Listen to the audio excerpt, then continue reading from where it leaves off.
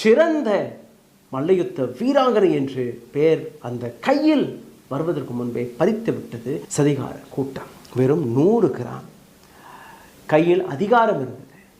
அந்த 100 கிராம் ஒவ்வொரு மல்யுத்த வீராங்கனை கையில் இருக்கக்கூடிய அதிகாரத்தை நீங்கள் பார்த்தீர்கள்னா, தன்னை இன்ஜோர்டாக எடுத்து காட்டியே நான் இந்த போட்டியில் கலந்து கொள்ளவில்லை அப்படியே கூறியிருந்தால் கூட அவருக்கு சில்வர் மெடல் கிடைத்திருக்கும்.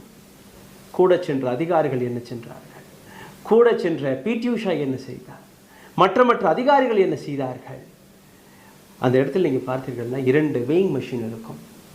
அதாவது மெயின் பாட்டுக்கு முன்பு நீங்கள் ஒரு வெயிட் எடுப்பீர்கள்.